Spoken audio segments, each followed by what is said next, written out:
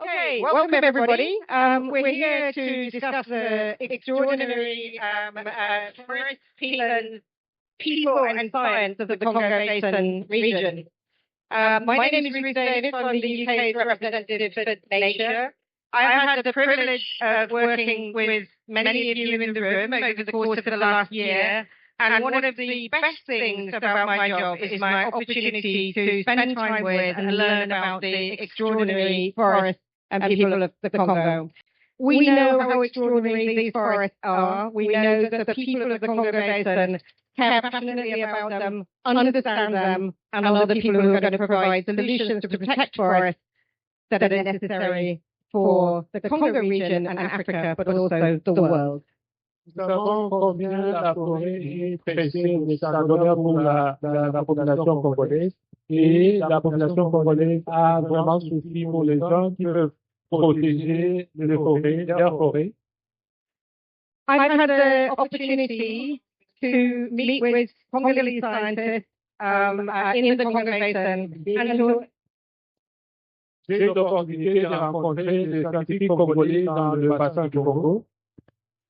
And we know that there are still many gaps in our understanding. Et nous savons qu'il y a encore beaucoup de gaps, de défis.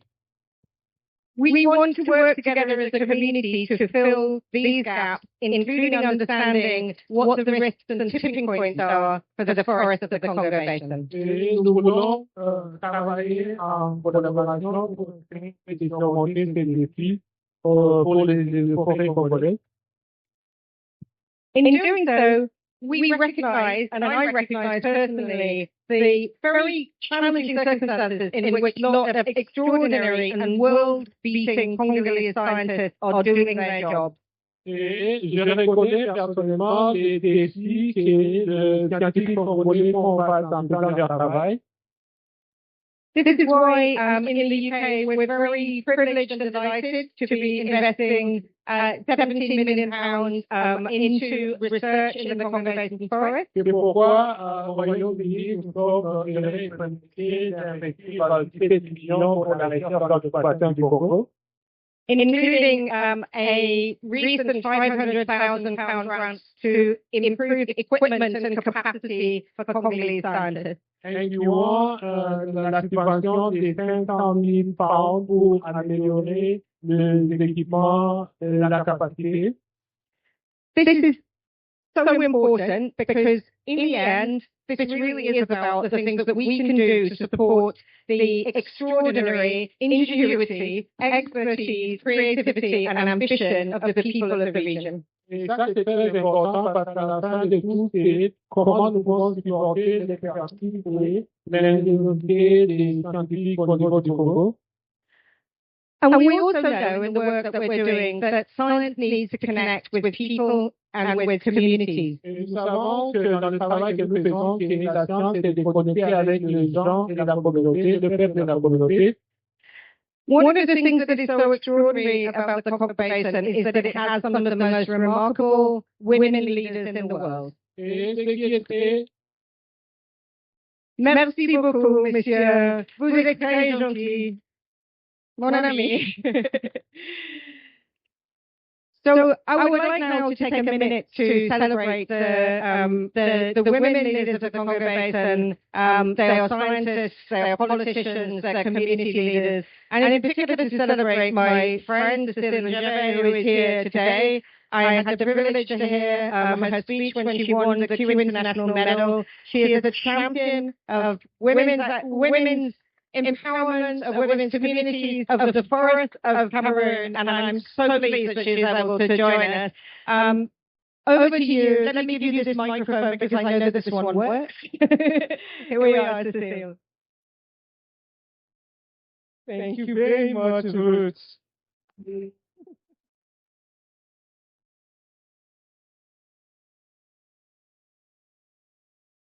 Comment on dit chez nous, l'homme n'est rien sans son bord.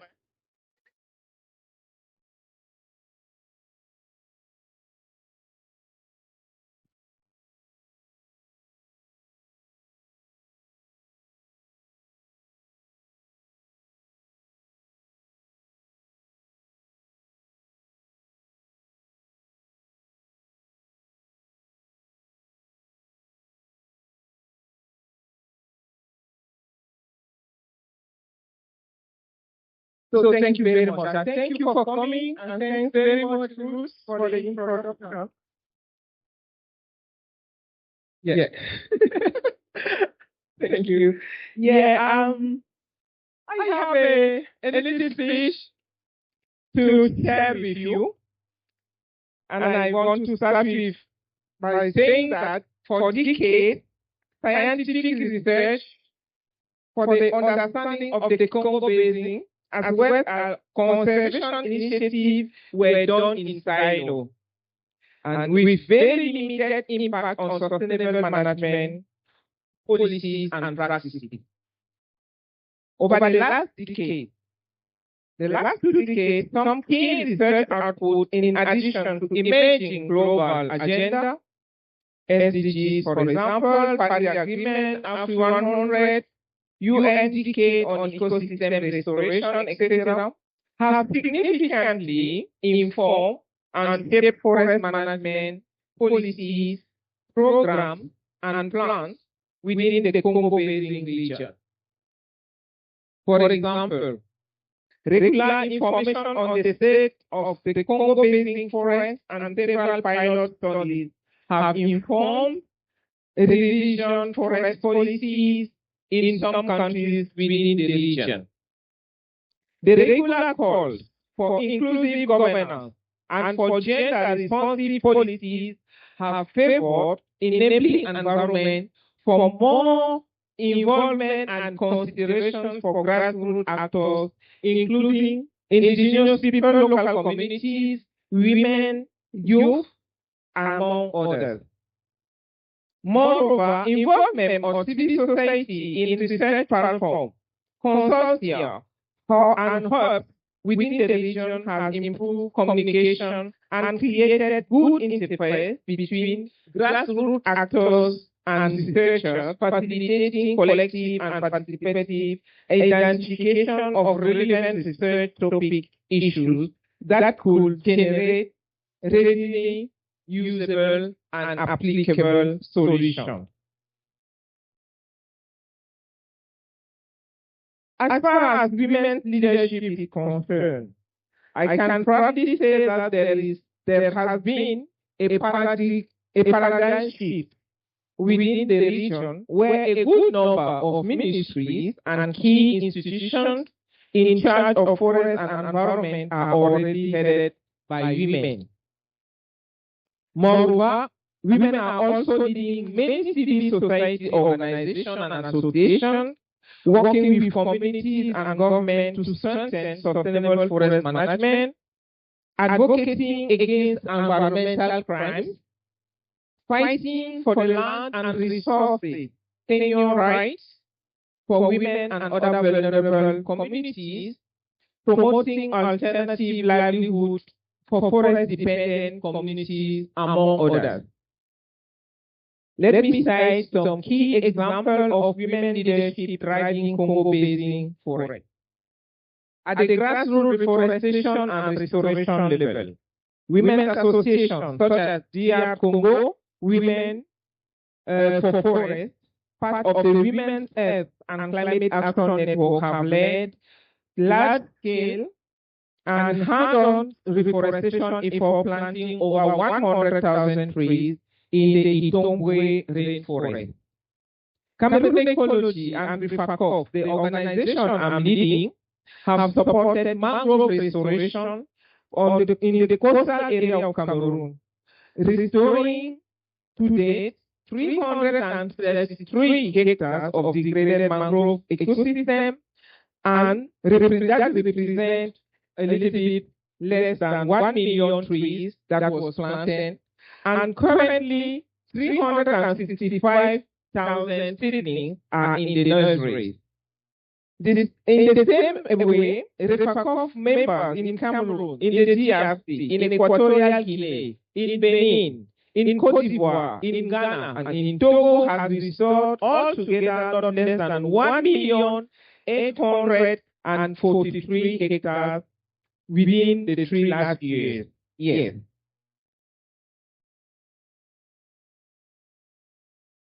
Thank you. The second example is on advocacy and campaigning.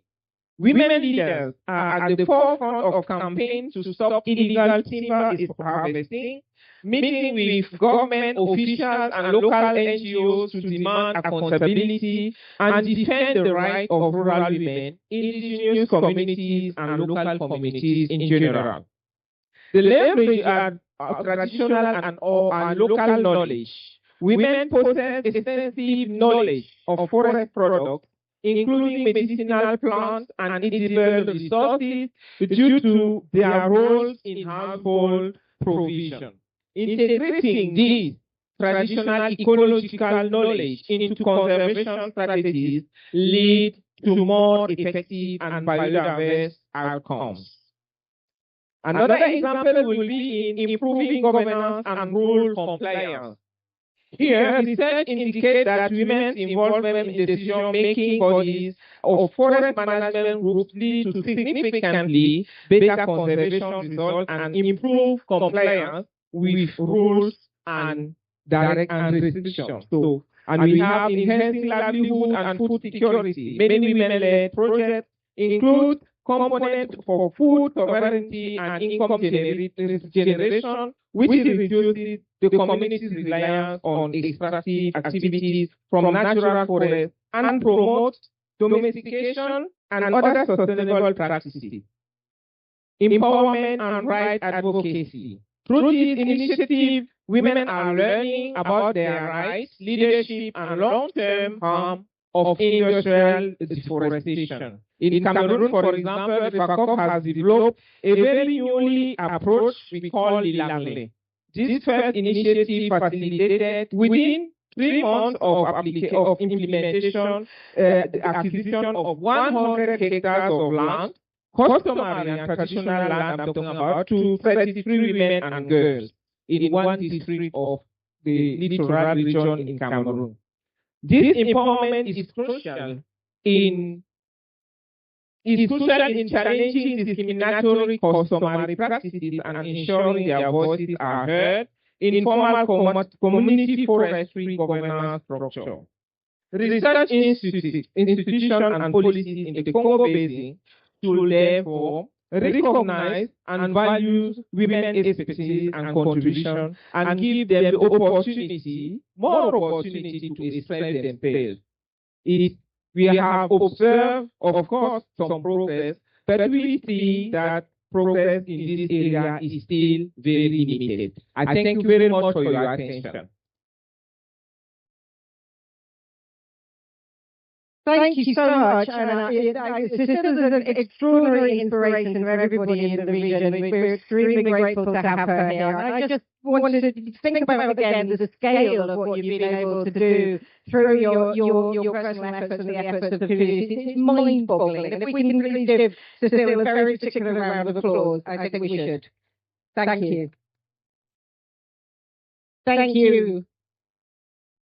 Very good. So we're on March, which is excellent. And I'm really looking forward to the next part of our agenda because this is our next opportunity to hear from the remarkable scientists who are working to do so much to improve our understanding of the Congo Basin.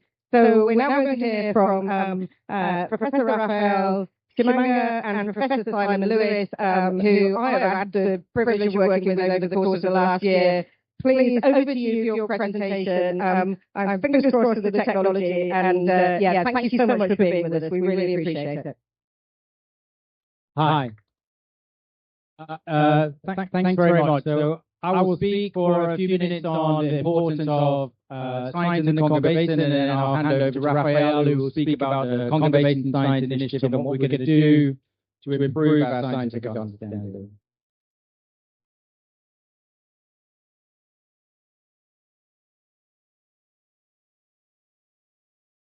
Hang on. Okay. The second largest area of tropical forest in the world plays a major role in Earth's climate by energy transfer, water, and carbon cycles. The water is not well understood, but we do understand that water that's being recycled by the trees of the Congo Basin is falling as far as the Nile headwaters and across the Sahel, supporting agriculture of around 300 million small farmers. So you can't overstate the importance. It's a global concentration of species. We think, again, the data is not that good, but we think around 10 to 15% of Earth's species are in the Congo Basin. And on the best studied taxa, the best studied species, about 30% of those are endemic. And the Congo Basin forests cover less than 2% of Earth's ice-free land surface, so very important. So this is where we're talking about. We're currently in the Amazon, the world's largest tropical forest, huge area across Central Africa, and then there's smaller amounts across the islands of Southeast Asia. And the forest is important and under threat from deforestation. This is the area of forest in 2002, and the red is where there's deforestation between 2002 and 2003. And I'm going to advance forward the slides. We're going to go right the way through to hot off the press 2024. So we can see that the deforestation starts around the periphery, and we can start to see the spatial patterns and how much forest is lost. And then if we pause where we are now, what we can see is that in Gabon and Republic of Congo, there's very low deforestation rate. But in the Democratic Republic of Congo and Cameroon, there's much higher rate.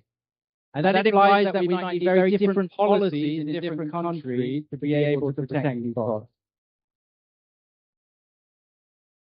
And just to summarize this, to get our heads around this, like big picture, 22 years across the whole continent, we lost around nearly 10 million hectares of forest, of primary forest. And most of that is DRC. And very low levels in Gabon and Republic of Congo. But to DRC and my friends in DRC, including Raphael, this is not a very fair comparison because DRC is more than 60% of the forest of that region. So if we do it as a percentage, then DRC still has the highest deforestation rates in the region, largely driven by smallholder agriculture. And the lowest rate of deforestation across these 22 years is in Gabon. And we know from coming to COPs for many years that Gabon has very good policies around forests. So good policies can have a real impact in terms of the rate of deforestation. But I really want to emphasize that it's all to play for. DRC has almost 100 million hectares of primary forest. It's an astonishing amount. But also, don't just focus on DRC. Gabon, Republic of Congo, Cameroon, significant areas of primary forest. Now, if I put this in a global context, you need to zoom out from just thinking about Central Africa. So this is the loss of primary forest over the last 22 years ranked the top 10 countries. So Brazil out top, then Indonesia, third DRC.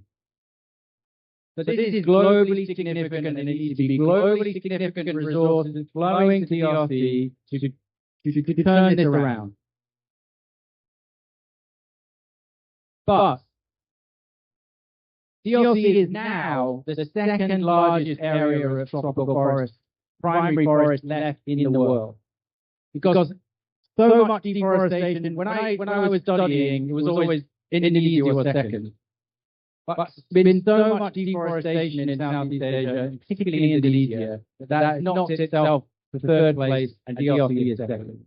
So it's really important to focus on this. Very, very important. Good news.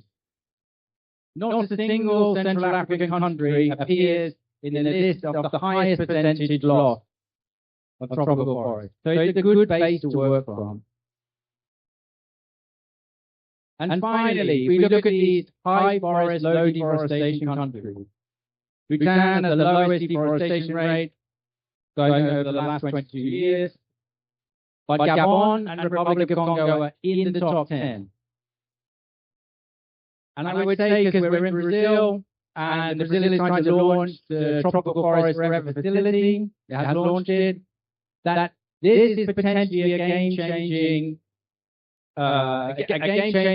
fund, because it will be attractive to both DRC to lower its deforestation rate and get funding for its enormous area of forest, but also simultaneously will reward Gabon and the Republic of Congo for having low deforestation rates already.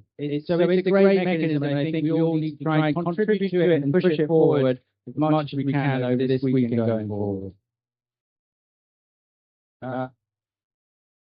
So I wanted to think the last part of my talk is not just deforestation. The forest is important in different ways. And I want to talk about the natural, what scientists often call the natural carbon sink, the uptake of carbon from the atmosphere by these forests. And they're absorbing around 1.5 billion tons of carbon a year, carbon dioxide a year from the atmosphere.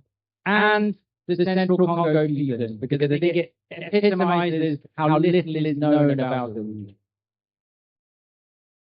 So myself, for the last 20 odd years, and colleagues from across Central Africa, Bonaventure Songi in the front row of the audience, I've been monitoring trees in forest where we go and measure every single tree and identify it.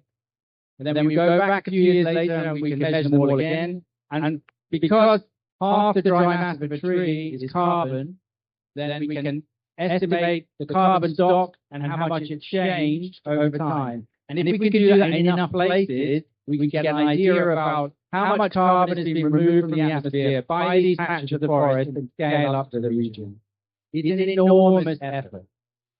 We have teams across the region collecting this data, and thanks to CAFI and UK funding, we currently now have 5 field teams in the different countries collecting this data. And what does it show? So when Johan Rockstrom put our data on the carbon sink in Central African forests, which are a globally significant carbon source, carbon sink, so each hectare of forest, intact forest, each year is removing about 0.6 of a ton of carbon and storing it in the trees. That's about the mass of a small car going into every hectare of forest every year.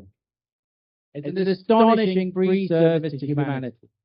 But when we look at the whole globe and this sink, so when scientists like me say only around half of the emissions stay in the atmosphere that we produce, and the rest goes into the land surface and into the oceans, per unit area, per hectare, African forests are the most efficient at taking carbon out of the atmosphere.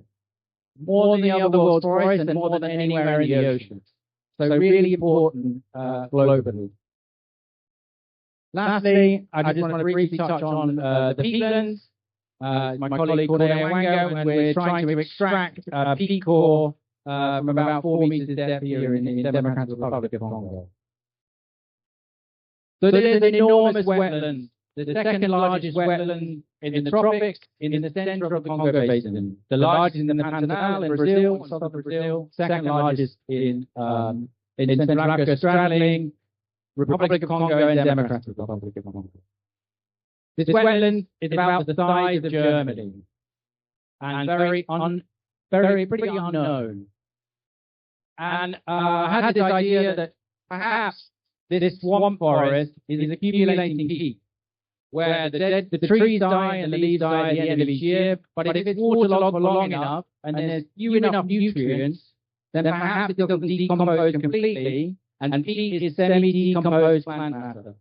And if it's been accumulating for thousands of years, then these could be some of the most carbon-dense ecosystems on Earth.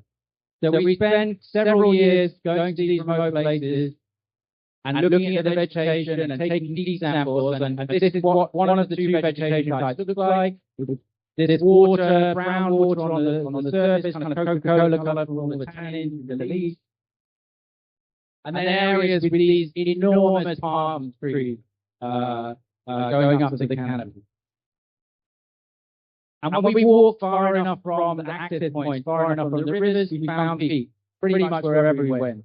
So we can use this relationship between the vegetation and where we find peat, and then the vegetation where we don't find peat, use satellite data which can't detect peat to make a map of the peatlands. And when we did this back in 2017, and we repeated it with 3 times as much data in 2022, we find that this is the world's largest tropical peatland. And until 2017, we did not know this. And it's about 16.7 million hectares. And again, thanks to the funding from the German government, we'll be producing a new map pretty soon to refine this. Because only when we know where these ecosystems are, then we can protect them better. We're also able to take samples. We shipped more than 3 tons of peat samples to the UK to analyze, then produce a map of the carbon stock, 29 billion tons of carbon. To put this into context, if it were all released into the atmosphere, that would be the equivalent to 3 years of the world's fossil fuel emissions. Put it another way, this finding is 7 times larger amount of carbon than the biggest oil and gas find of the 21st century. So it's incredibly important. 10 to 20 times the amount of carbon stored per unit area than a tropical forest. And now we have a map to show where this is. But only 8% of this carbon is currently in protected areas. Now the Congo Basin Network, we have a report out on our website to show how we might be able to increase the protection across the peatlands in the Republic of Congo, which we just released this week for COP30. It's important to say that the peatlands are currently intact. They are being utilized by local communities and in a pretty sustainable manner, but threats abound. Almost all of the area has oil exploration licenses over it. Many of these have not been taken up by oil companies, but the threats there alongside logging and oil palm. But currently, none of these projects are ongoing in the peatlands. They haven't started. But I just want to show finally, before I hand over to Raphael, how fragile these peatlands are. So this is a logging road taken in the 1980s in the Republic of Congo. And there's a logging camp. And the dark green area on your left, that's terra firma forest where they're going to do selective logging, take out maybe 1 tree per hectare. The light green is swamp forest, probably with peat underneath, although we haven't done any sampling of it. This is the situation in 2018. The entire, what has happened, we think, is that the road has changed the drainage and has killed all of the swamp forest. Because these swamp species are adapted to a specific flooding regime. So this is an accident. They sent me this photo when we produced the map of the peatlands and said, oh, what do you think about this? So there needs to be more science and more awareness so we don't damage these ecosystems, even by accident. This was not planned, this was just an accident. So I think we can see the importance of science and getting it into policy, both with the local communities and with the concessions that are doing the extraction. And with that, I'm going to hand over to Raphael. Thank you very much.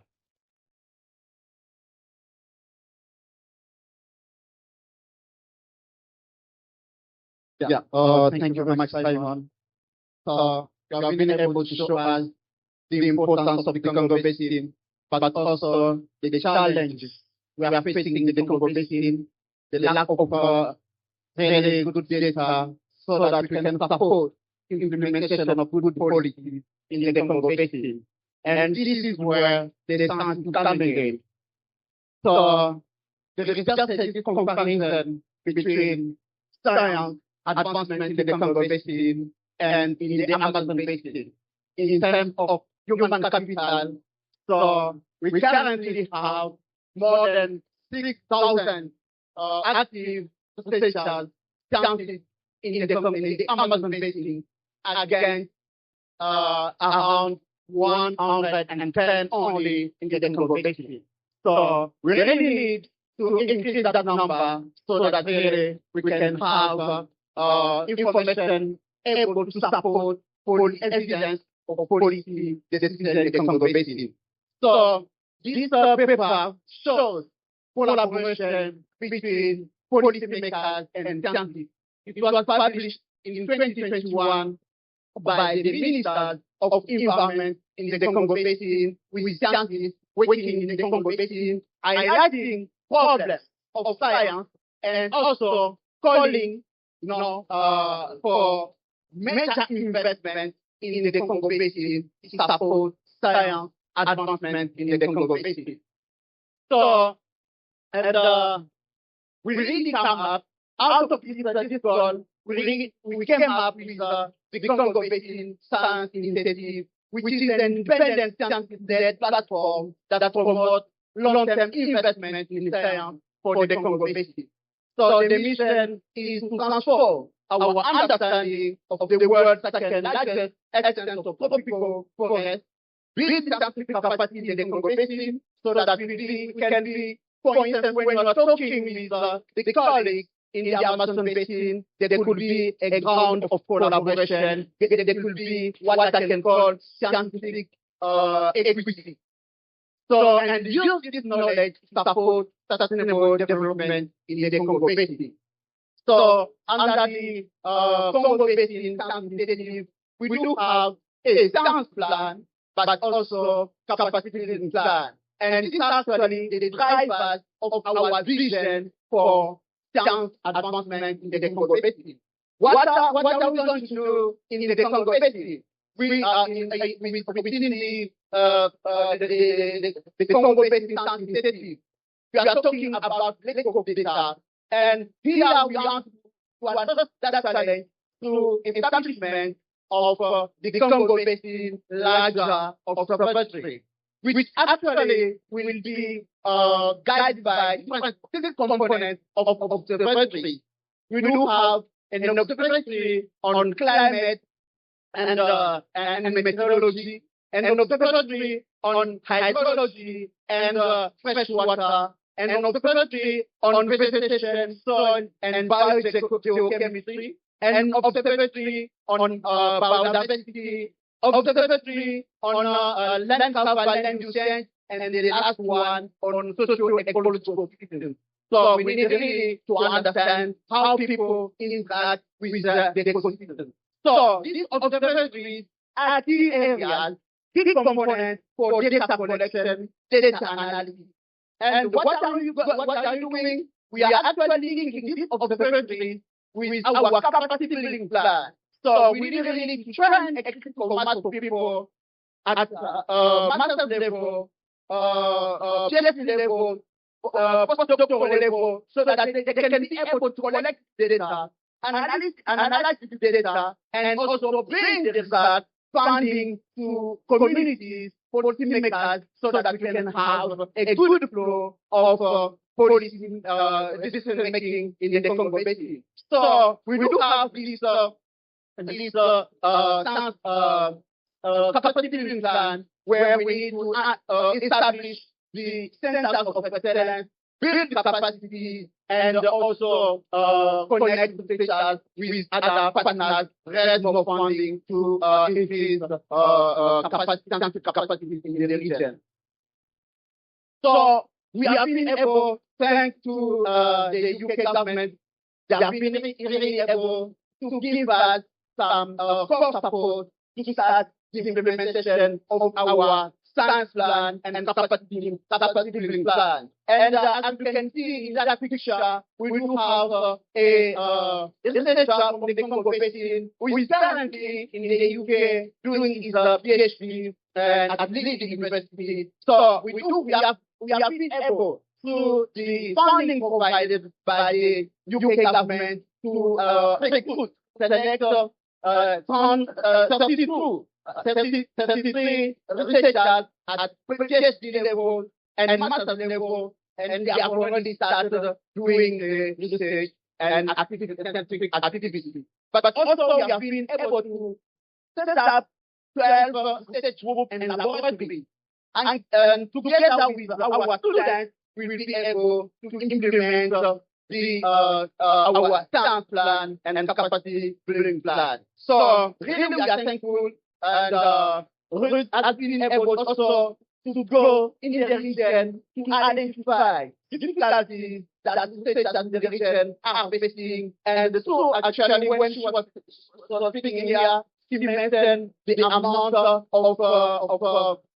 money that was being given to the region to equip researchers with materials, with laboratories. Thank you very much for what you did, and actually as attend here as the scientist from the region, and I would like actually to thank the UK government for this new model of scientific research in the Congo Basin, because in the past what actually used to be implemented was people coming, taking data, going with those data and publishing without even associating, scientists from the region, without equipping laboratories, without actually providing capacity to the region. And that actually has left the region in a kind of a status where the region is not able to provide information and to use this information to support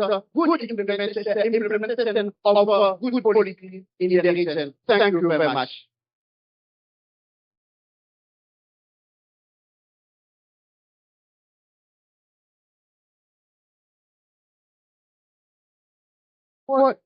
What a tour de force from these two extraordinary experts and colleagues. Thank you, Raphael. Thank you, Simon. And I hope everybody paid attention to the last bit of that conversation about what a model for doing scientific collaboration would look like that was based on principles of respect and equity. Thank you very much, Raphael.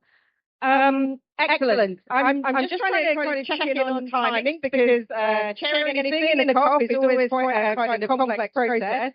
I think we're probably going to have to move on without an immediate Q&A, because we're slightly running out of time. And I'm going to bring some of the panelists to the platform, if that's okay, just to make sure everyone has an opportunity.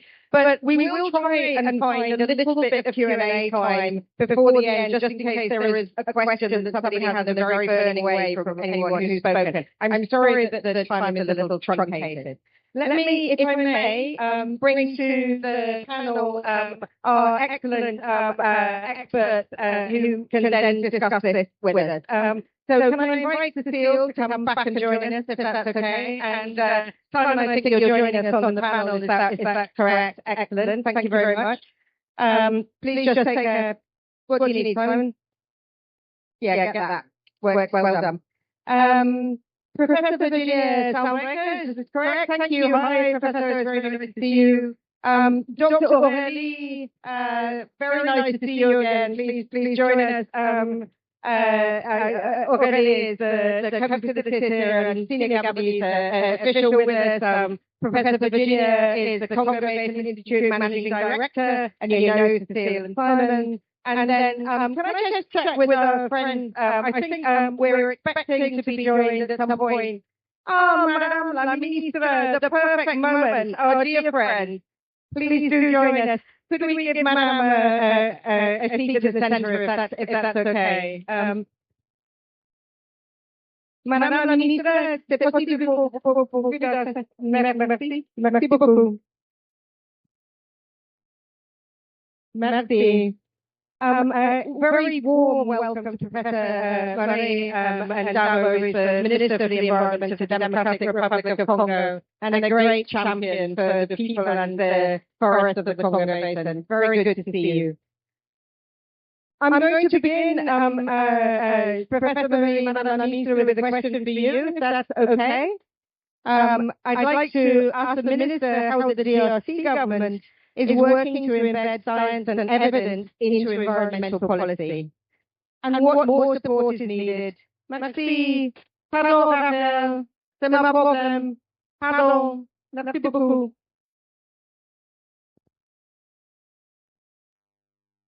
Madame, could you tell us a little bit more about how the DRC government is working to embed science into your work, and what more support is needed to put national scientific institutions at the heart of your work? Merci.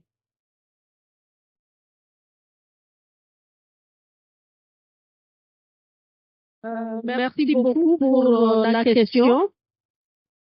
Je crois que les gens qui m'ont suivi le matin, lorsque j'ai présenté le programme La forêt c'est nous,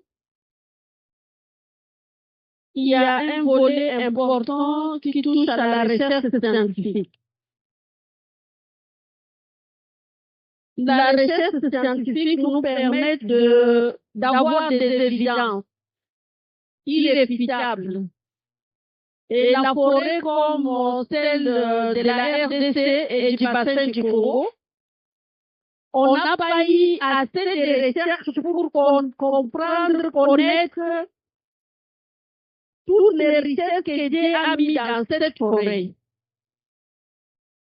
Il y a beaucoup de choses qui ne sont pas encore connues.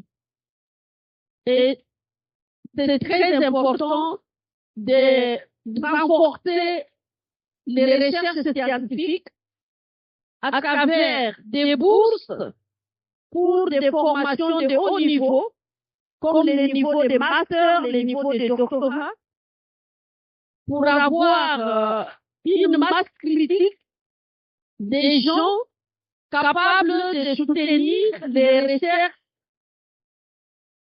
d'un haut niveau pour produire les évidences pour lesquelles les décideurs politiques doivent se servir pour prendre des décisions efficaces et efficientes. J'étais en train même de proposer que dans les programmes de foresterie dans notre pays, on devait avoir un pourcentage du budget pour la recherche. Parce que la grosse difficulté dans nos pays, c'est le manque de ressources pour la recherche. Parfois, les ressources humaines sont là, mais on n'a pas de ressources financières pour soutenir la recherche. Or, comme vous le savez tous aujourd'hui, on ne peut plus travailler sans avoir des évidences scientifiques. Ce qui a permis que le monde sache que les forêts constituent la solution au changement climatique, ce sont les chercheurs. Et c'est des recherches scientifiques qui nous ont amené cette évidence et qui a poussé le monde entier à comprendre qu'on doit préserver les forêts. De la même manière, nous devons continuer à soutenir les efforts des chercheurs pour avoir la possibilité de gérer nos écosystèmes de manière rationnelle.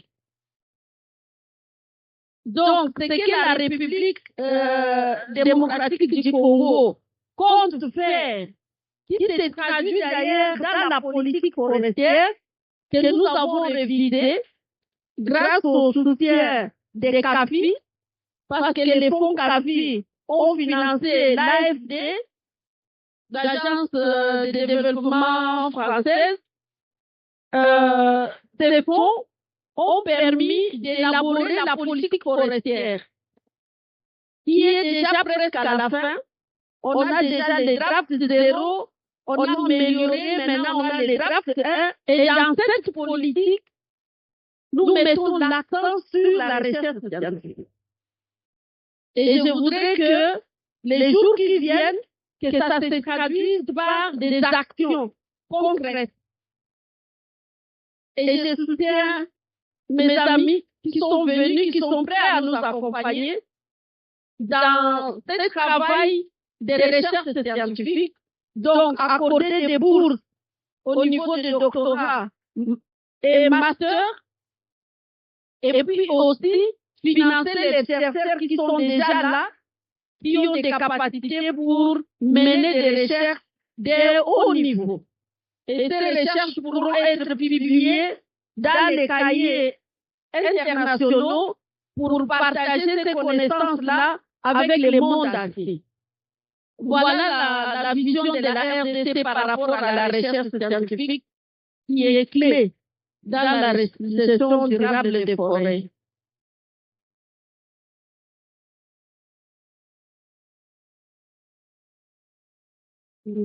Madam, thank you so much for setting out so clearly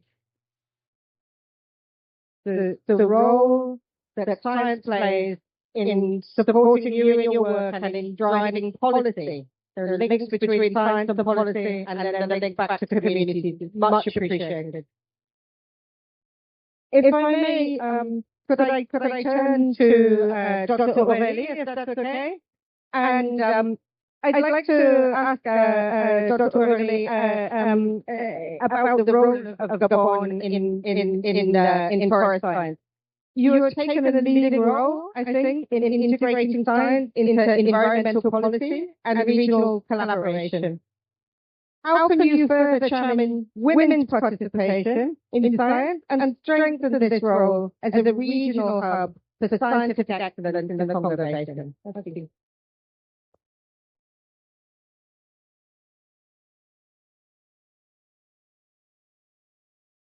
Merci. Tout d'abord, permettez-moi de remercier les organisateurs de m'avoir invité à ce panel avec des panélistes illustres. Et vraiment, c'est un honneur de prendre part à ce panel en tant que co-facilitatrice du partenariat pour les forêts du bassin du Congo, PFBC, que le Gabon anime avec la France. Alors, je tenais à vous remercier de reconnaître le leadership du Gabon, son rôle moteur dans l'intégration de la science dans les politiques environnementales et climatiques et dans la coopération régionale. Cette reconnaissance reflète l'engagement constant de mon pays pour une gouvernance fondée sur des données scientifiques au service de la protection du bassin du Congo. Alors, pour consolider ce leadership, le Gabon peut, par exemple, placer l'inclusion des femmes au cœur de sa stratégie scientifique, comme l'a souligné ma sœur Cécile Djébé dans son allocution.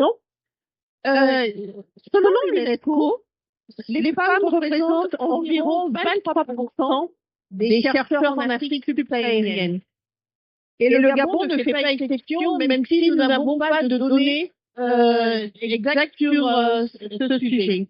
Alors, effectivement, qu'on a besoin de renforcer nos systèmes de collecte de données genrées dans le secteur scientifique. Alors, cette sous-représentation appelle une action urgente. Pas seulement pour un souci d'équité, mais aussi parce que la diversité est un levier puissant d'innovation et d'excellence scientifique. Aussi, le Gabon pourrait, par exemple, créer un programme national de bourse de recherche spécifique pour les jeunes chercheuses, promouvoir des modèles féminins dans les instances scientifiques nationales et sous-régionales, et pourquoi pas initier la création d'une académie scientifique, une académie régionale de femmes scientifiques du bassin du Congo, pour stimuler les relations scientifiques et renforcer la coopération sous-régionale. Aussi, en parallèle, le Gabon pourrait aussi renforcer des partenariats stratégiques avec les universités et les centres de recherche de la région pour devenir un hub scientifique, un incubateur de solutions scientifiques adaptées aux défis environnementaux et climatiques auxquels fait face le bassin du Congo. Et en conjuguant inclusion, excellence et coopération régionale, le Gabon peut devenir ce hub scientifique, un catalyseur de transformation pour toute la région. Je vous remercie.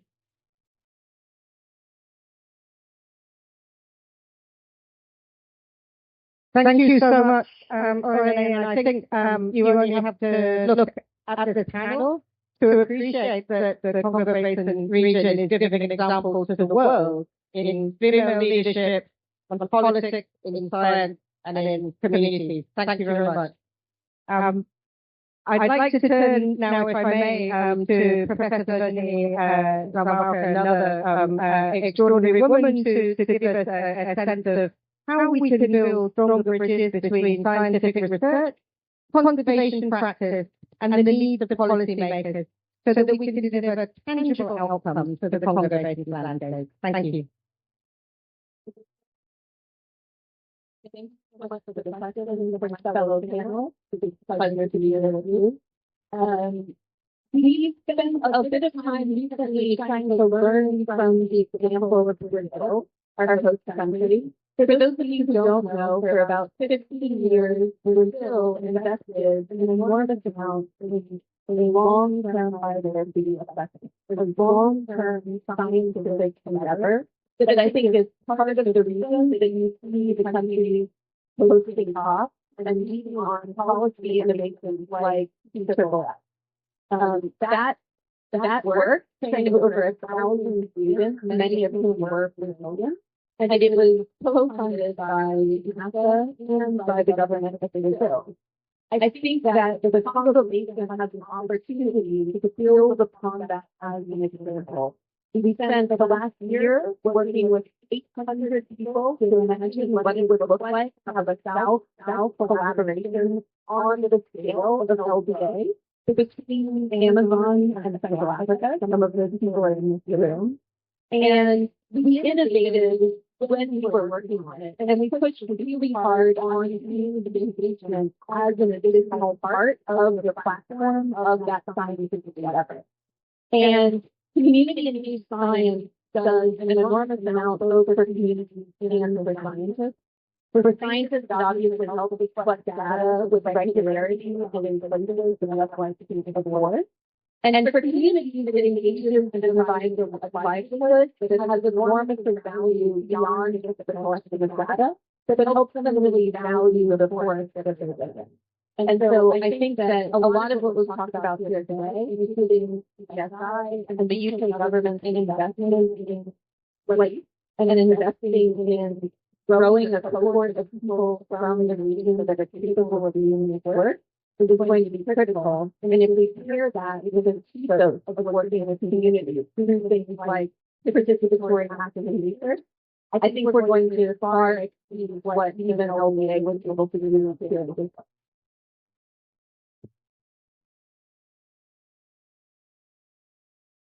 Thank you so much, Professor. It's very exciting to hear you just not set out what you've done, but also set out an ambition to be bigger, bolder, and go further. And also your link to communities. And I think it's at that point that it would be very good to come back to my dear friend Cecile, if I may, and ask you for, I mean, you've heard much of what people have said here, Cecile, ask you a little bit about how you think that this might actually link to the role of the leadership of women in forest governance, which you've told us about, and to ensure that the knowledge of the people that you work with is fully integrated into decision making. So over to you, Cecile, if I may. Thank you very much. I'm very happy that Madame la Ministre and Madame l'Ambassadeur, they have already set a place, where we have to build technological and scientific capacity to the Congo Basin people. At the level of women or local communities or indigenous people, I think what is necessary, what is needed, is first of all, promote inclusive governance, where local communities, women, because they are generating great data that are not capitalized by the researchers or by in the scientific world. My speech did not share any statistics because I don't have. And we need that. I think we need to know what women are doing, how are they doing it, what are the needs, and how we can improve and respond to those specific needs. Because those are people and target groups that are dealing with and trying to push for sustainable management of forests, addressing climate change. I think we need to build that governance, that inclusive governance. We need to agree to integrate the data and even build the capacity of women and local communities, indigenous people, to continue to generating those data, and for the scientific work to integrate them and now inform all other people, decision-making people, and all the politicians where we are and how we can improve the situation. We have to co-create and plan together based on the specific and very real needs of the local communities, indigenous people and women. Then we make things concrete, usable, and useful. Thank you so much, Cecile. Thank you. What I very much enjoy about any conversation with Cecile is that it's very practical and very specific, and that's a challenge to everybody in the room to do the very specific things that you suggest. Thank you. We can really take that forward, I hope. I'm going to use the last couple of minutes to ask Simon and Raphael, if it's okay with you, maybe just to reflect a little bit on what you've heard across the panel. And really help us to understand a bit more about what you think the major research gaps are and what we need to do next as a community to support you. So, Simon, a couple of comments from you, and then, if I may, I'm going to give the last word to Professor Raphael. Thank you. I think in terms of research, there's one glaring thing that we don't know about the Congo Basin. We're here in the Amazon, and we know it's rapidly approaching a tipping point. And how do we know that it's rapidly approaching a tipping point? Because they have the scientific evidence to show that. We cannot say that about the Congo Basin. And I think one thing coming out of COP and this meeting could be a meeting between scientists from the Congo Basin and those who study the Congo Basin with those from the Amazon to discuss this idea of a tipping point and how can we get the data that we need to understand at what point and where deforestation has to happen to cause this cascading impact that we may be facing in the Amazon Basin in order to avoid it. So the tipping point in the Amazon is driving policy. But it's not driving policy in the Congo Basin because we don't know. But I would say the last point is we all know that science is important, but policy is also very important, and the money to be able to do those policies. So I think we should get behind the TFFF, the Tropical Forest Forever facility. I think we haven't really understood what an extraordinary thing it is and an extraordinary moment. Brazil has the highest deforestation rate in the world, but it is proposing a solution. It's the equivalent of Saudi Arabia coming up with a practical, workable, fundable solution to getting off oil. And we should all be backing it as much as we can. Because that can provide the funding to be able to do all of these wonderful things that we know we want to do. Because the problem as scientists, the problem as communities, is that we don't have predictable funding. We often don't need big funding, but we need to be predictable going forward. The government needs predictable funding. Then we can do amazing things with continuity. So I think I'll leave it there and hand to Raphael.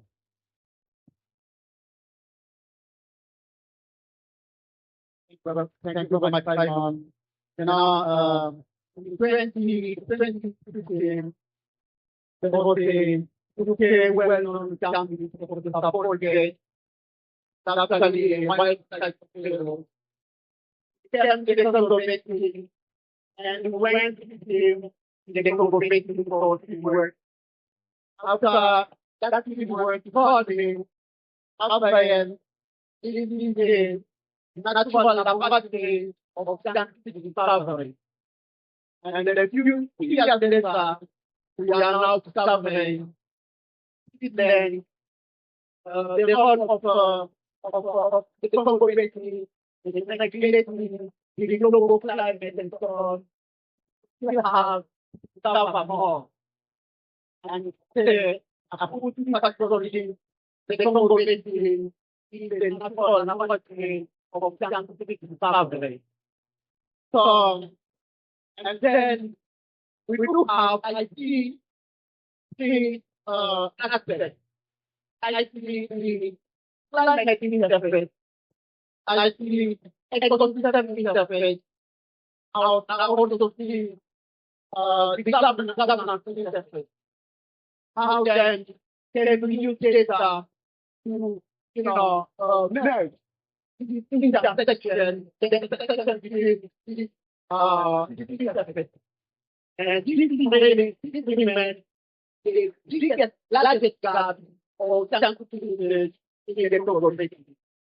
Before, because I had an opportunity to attend a scientific caravan on the Amazon River that was organized by one organization, so I'm really there.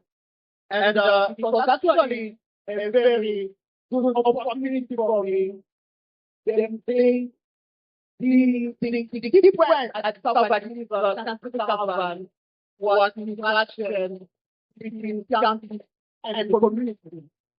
So we saw that, for instance, in Paranaset, the universities are implemented in community. And they really closely interact with community. And when you go to the university, they are able to bring to you the problem of the community and vice versa. And this is what is very exactly in the Congo Basin. And this is what we are really trying to implement to the Congo Basin scientifically. And I can inform you that, in that model, we are actually planning a scientific conference which will be held in Congo Basin in January, that will bring together scientists, makers, local communities to understand what would be the problem of conservation, the problem of development, and how scientists can meet the problems and also bring them into the state so that we can get funding that we will also help the makers. We have also just released the report and the Congo Basin assessment report that identify gaps in science, in understanding data. I think this is also a tool that the Congo Basin science will use to defend the state, but also the makers will use to see how they can invest in science. We see that we see the value of investing in science because today, if we invest in science, science will bring you data, it will bring you information, and that information will be necessary for conservation, for sustainable development. Thank you very much.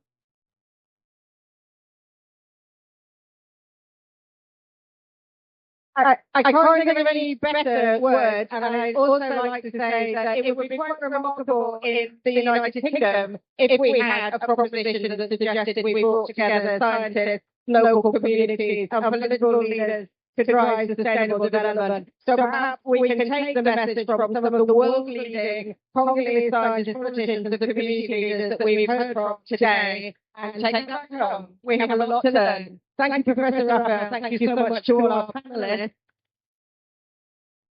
Thank you. I'm very honoured that the last closing remarks are going to be from our Chief Scientific Advisor in the UK government. Dr. Angela McLean is somebody I'm getting to know over the course of the last few weeks, and she's a remarkable champion for science inside the UK government. We're very honoured to be able to have a few words from her, and she's been listening to what you've all said. So over to you, Dame Angela, and we'll leave you with the final word and our conclusion. Thank you so much. Thank you, Ruth, so very much indeed. And I completely echo your response. Your response. There is much to all learn from what we've heard here today. I think the question we'll pose is, what is the Congo Basin and why it matters? And I feel like what we heard fell into about four big questions. What have we got? So we heard about how we have a climate stabilizer, a biodiversity treasure house, a source of livelihood, and of course also a treasure house of many extraordinary people involved at every stage of looking after this beautiful place. That was our first question. Our second question is what we worried about. So we got a beautiful explanation of beginning to understand what we have and beginning to understand why it is at risk. Our third question was how should we fix it? And we had two sorts of answers to that. We need to do the science to understand what's there and how to preserve it conceptually. But then also, we must define the specific policies and actions to achieve both conservation of what is already there and, of course, the restoration of what has been lost. And then loud and clear, we all heard, and who should do that and how? And what we heard was the people from there who could do that. They should do all of the science, the policy, and the delivery. And then we also heard, and that should be all the people from there. So thank you all for these very, very clear messages, which to me gave me four things to take away. The model for respect and equity in international collaboration, the model for women's leadership, for community activity, for politics, and for science. A model to recognise the essential role of a proper scientific understanding if you want a good flow of decision making in the Congo Basin, and to call for inclusive governance so that everybody is involved in deciding what is to be delivered and then delivering it. Sometimes in my office, I delete the word passionate when people put it into the things I'm supposed to say, because, well, 2-year-olds are passionate, and I'm not going to be like that. But when you hear words that are informed and specific and cogent and also passionate, then I think really one is uplifted and you get some hope. So I think the call to excellent science, to drive excellent policies that enable effective delivery to address the threat posed by loss of this treasure. Thank you, panel. I think I'll uplift it. Thank you so much, Dame Amanda. Thank you, Madam La Ministre. Thank you, panelists. We're done for the day. It was a fabulous conversation, but I do have to ask everybody to stay for a photograph, if that's okay. Thank you. Merci beaucoup. Merci.